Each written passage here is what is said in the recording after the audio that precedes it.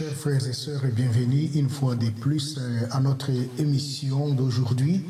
Donc nous allons franchir et sans plus tarder une autre partie ou encore un autre épisode que j'intitule Kabila revient sans parler ou encore Kabila reprenez et si Kabila demain reprenait le pouvoir, qu'est-ce que nous, les Congolais, nous pensons?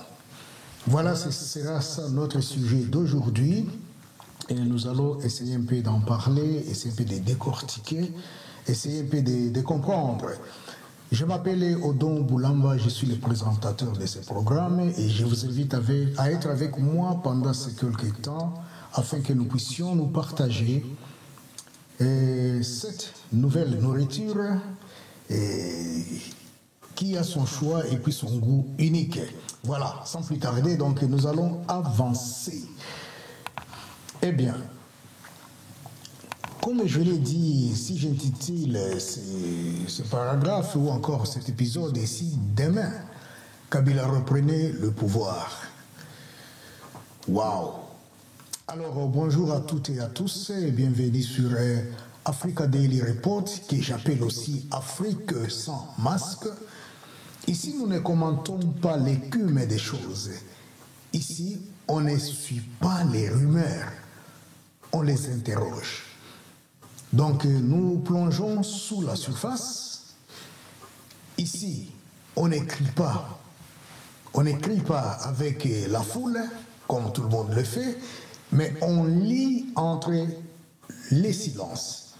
Depuis plusieurs jours, un mot revient, un nom s'impose, un soupçon s'installe aussi. Et je vous dirai sans plus tarder que Joseph Kabila n'a pas fait de discours, il n'a pas lancé de parti, il n'a même pas accordé une seule interview. Alors depuis son retour à Goma, Joseph ne parle presque pas. Et pourtant, c'est son ombre qui plane sur chaque débat, chaque réunion, chaque prise de parole politique. La présidence le surveille. Ici, je parle de la présidence de Kinshasa, le surveille. L'opposition les redoute. Les chancelleries étrangères s'interrogent aussi. Et le peuple, il se demande s'il est vraiment parti. Tout le monde se pose cette question. Est-ce que réellement Joseph est parti ou encore il est là? Est-ce que Joseph est le même ou encore il est tout autre chose? Est-ce que Joseph est présent ou encore il est absent dans la scène politique? Alors, posons la seule question que personne n'ose poser à haute voix. Et cette question, elle est simple. Et si demain Joseph Kabila reprenait le pouvoir? C'est la question qu'on se pose. Et si demain il reprenait le pouvoir, que va-t-il se passer? Alors cette question mérite une réponse, en vrai dire. Mais pas avec des urnes. Lorsqu'il revient au pouvoir, s'il revenait de mon pouvoir, mais pas avec les urnes, pas avec un micro comme je le fais maintenant, pas avec les armes, mais par les vides, le doute, le chaos. Mais avec ce qu'il maîtrise le mieux, comme vous le savez, c'est la stratégie du silence, la patience, la faiblesse des autres et la recomposition. Ce n'est plus une fiction. C'est une hypothèse qui monte et que nous allons examiner ensemble. Alors, et surtout, souvenez-vous, ça je vais encore le répéter, souvenez-vous, ici on ne raconte pas. On décode, on révèle et ici on ne se vend pas. Ça c'est Africa Daily Report, ça c'est notre style d'Afrique sans masque ou encore Léonjo Léo pour ceux qui me connaissaient avec le nom de Léonjo Léo. Alors c'est là que commence notre épisode, un épisode pas comme les autres. Un épisode où le silence devient une arme et l'absence une stratégie. Installez-vous maintenant et on entre dans le scénario invisible. Alors, par où commencer? Personnellement, je me pose la question. Alors, commençons par quelque part. Le retour n'est plus une rumeur, c'est un scénario. Le pouvoir n'attend pas l'élection. Il se prépare en silence. Il s'active dans l'ombre. Et parfois, il revient là où on ne l'attend plus. Depuis Goma, Joseph Kabila a réinstallé, si vous voulez bien, le doute. Il ne parlait pas, il ne se justifie pas, mais tout dans son comportement crie ceci, je cite, « Je ne suis pas fini », fin de citation. Alors, osons la question que personne n'ose poser publiquement. Je répète encore la même question. Et si demain, Kabila reprenait le pouvoir? Pas à travers les urnes, pas avec les meetings, mais par la ruse, la recomposition, l'épuisement du régime en place et l'effondrement programmé de l'opposition que nous avons actuellement. Et cela n'est plus une hypothèse, c'est une possibilité maintenant.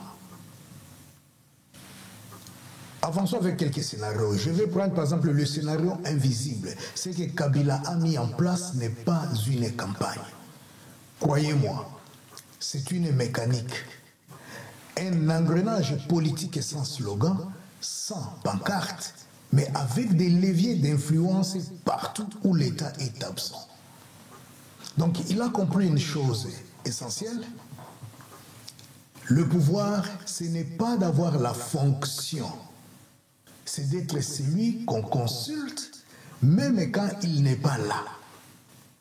Et aujourd'hui, les généraux, ici je parle des généraux de l'armée, les généraux parlent encore de lui. Les gouverneurs le citent à voix basse. Les investisseurs, eux, savent qu'il peut encore faire ou défaire un contrat. Kabila n'a jamais quitté le système. Croyez-moi, Kabila n'a jamais quitté le système. Il l'a laissé s'enliser et c'est tout. Et maintenant que la fatigue est gagnée, Tshisekedi, que l'opposition est divisée, que la guerre ronge l'est du pays, il revient comme le seul qui ne tremble pas. Il ne dit pas « je suis candidat », mais il dit « je suis indispensable ». Et dans une république en naufrage, l'indispensable devient le capitaine de fait. Je pense que nous entendons et nous marchons dans la même logique. Nous réfléchissons dans le même sens. De toutes les façons, je vais continuer. Alors, permettez-moi de parler peut-être d'une autre partie. L'État usé jusqu'à l'os. La RDC de 2025 ne gouverne plus. Elle réagit. Elle ne dirige plus, elle vacille. Et pendant que Kinshasa parle du budget, l'Est parle des balles, les coups de balle. Le pouvoir actuel semble avoir troqué l'autorité contre l'improvisation. Chaque semaine, un nouveau scandale. Chaque mois, il y a un nouveau plan d'urgence qui n'aboutit à rien. Les institutions sont fatiguées. Le Parlement est devenu une chambre d'écho. La Cour constitutionnelle, silencieuse. Le gouvernement, fragmenté. Et dans cette fatigue du système, que fait Kabila? Il n'attaque pas. Il entend. Il sait que dans un État en décomposition, celui qui reste debout devient un point de repère. une ancre, un refuge. Pendant que Tshisekedi navigue à vue, lui plante ses drapeaux invisibles. Dans les mines, dans les provinces, dans les milieux sécuritaires, dans les coulisses régionales. Comme l'écrivait Crisis Group en 2023, l'érosion de la gouvernance en RDC ouvre la voie à une résurgence d'anciens réseaux politico-militaires.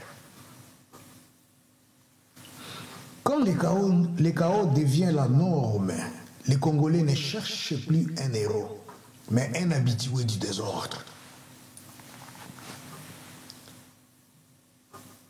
Ça fait du sens, je pense.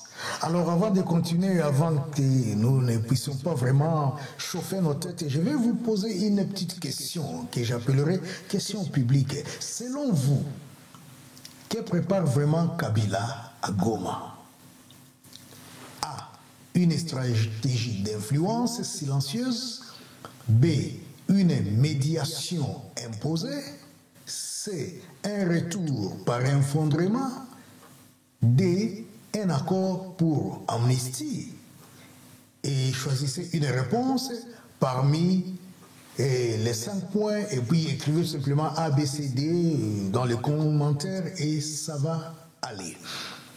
Nous continuons. Le doute chez les puissants. Dans les cercles de pouvoir à Kinshasa, une question empoisonne les réunions à huis clos. Et la question est la suivante. Et si Kabila avait un plan? Car c'est ce qui dérange et ce n'est pas ce qu'il dit.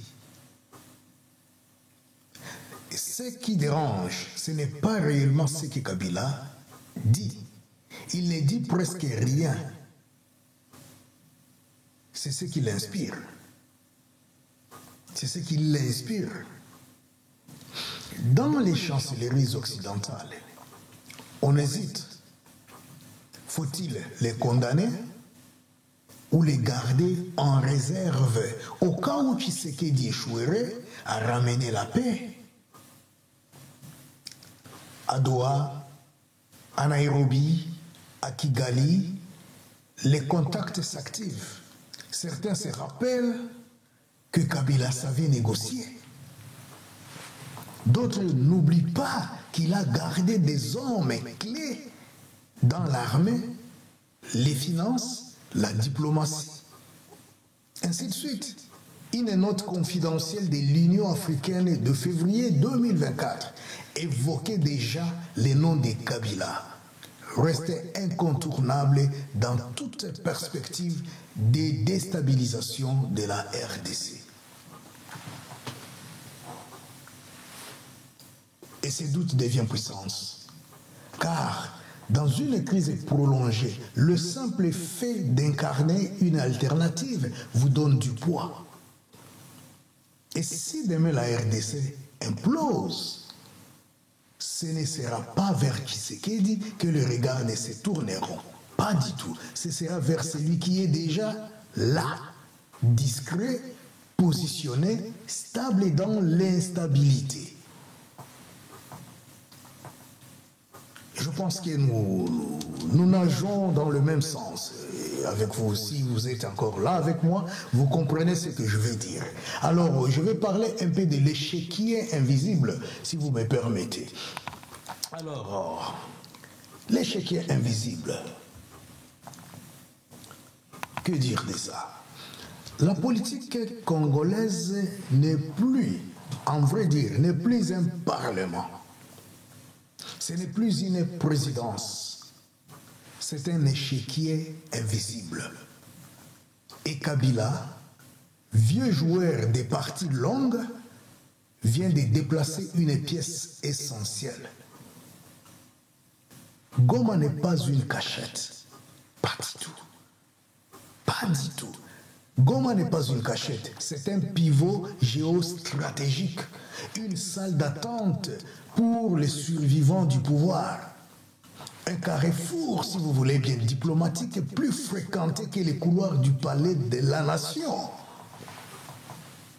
Pendant que Kinshasa débat, que les ministres s'accusent les uns les autres, Kabila rencontre en privé, observe les mouvements militaires, écoute les désillusions locales. Et vous savez quoi? Il tisse un réseau parallèle.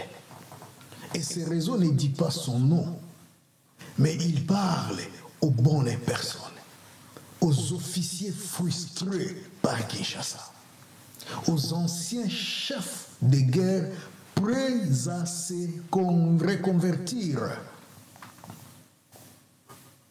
aux diplomates de l'ombre en quête d'un plan B. Et pendant ce temps, il ne promet rien, car le vrai pouvoir, ce n'est pas celui qui parle, c'est celui que l'on invoque quand tout s'effondre. Ça fait du sens, je pense. Sommes-nous ensemble? Et si nous sommes ensemble, faites un commentaire, dites oui, nous sommes ensemble. Comme ça, je saurai très bien que vous êtes sur la même page que moi. Alors, je vais vous donner trois petits scénarios. Et je commencerai par scénario numéro 1, le retour imposé.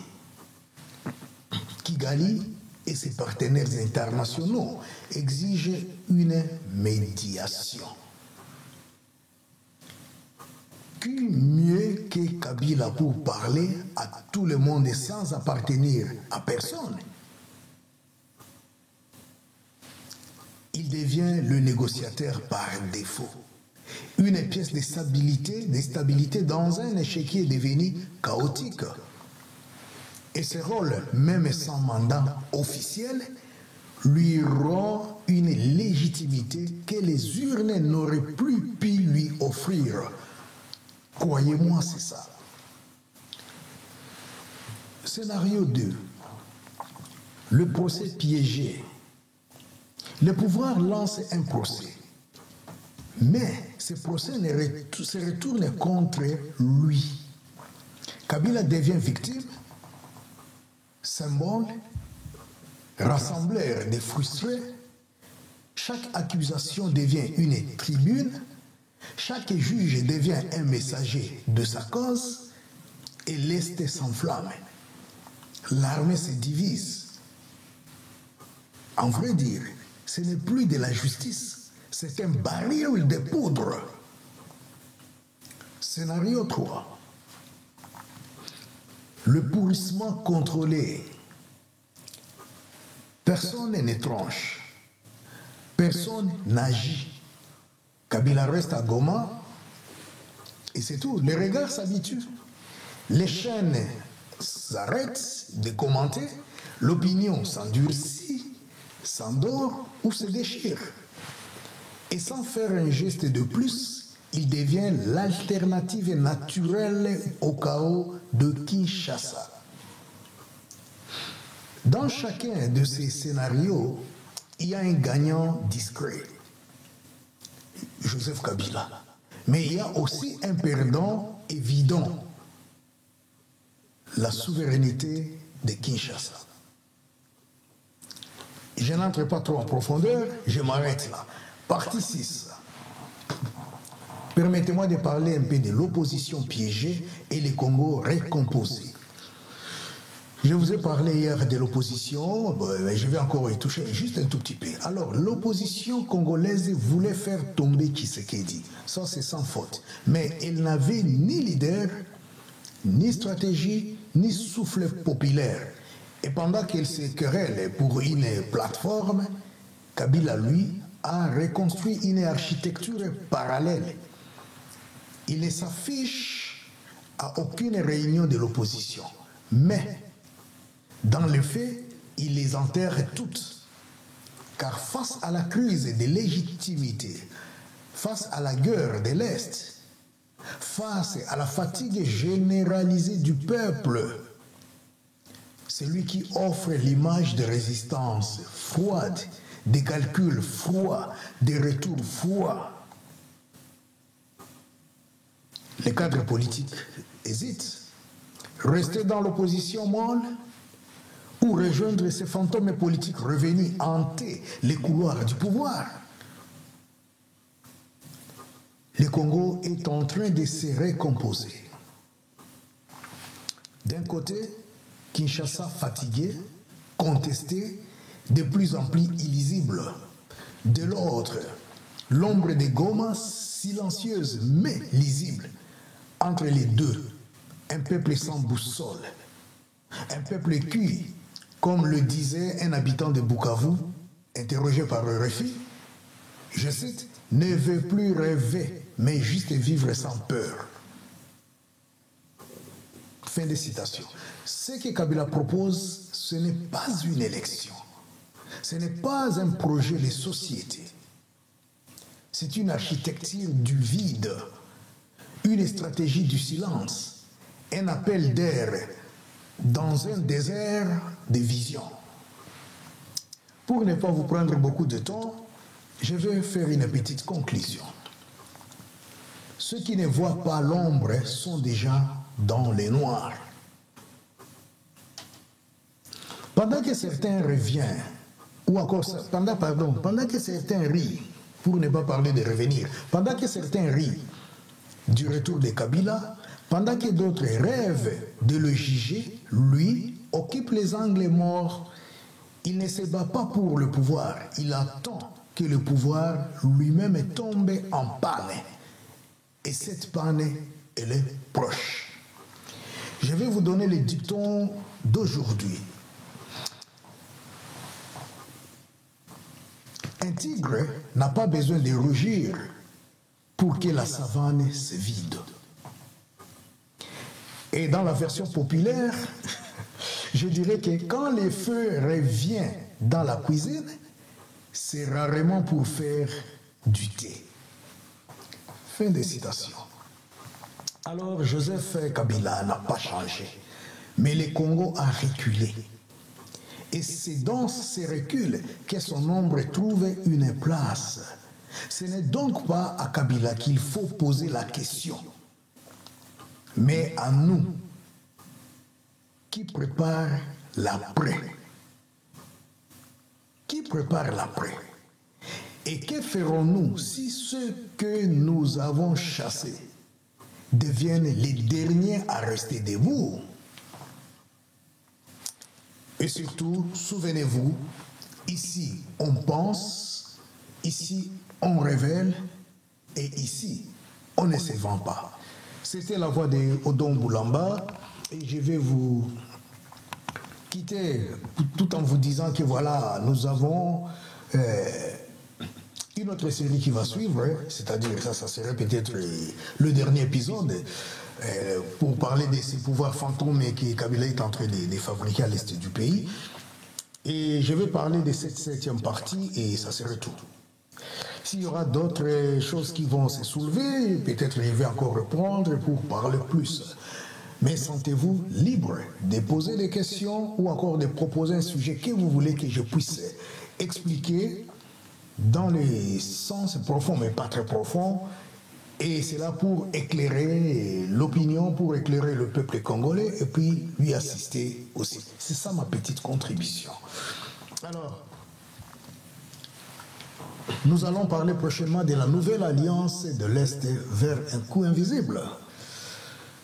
Parce que là, nous parlerons de Joseph Kabila, du M23 et du Rwanda. Comment ce trio fonctionne un tout petit peu, et puis nous comprendrons ce qui se passe.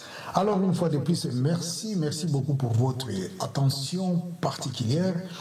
Si vous n'avez pas encore cliqué sur la cloche, cliquez là, cliquez sur aimer, partagez cette vidéo et invitez les autres aussi à nous suivre. Merci encore une fois de plus. Et je vais vous quitter sur cette note en vous souhaitant le meilleur. C'était la voix de Odon Boulamba. Et nous parlions de quoi? Nous parlions de...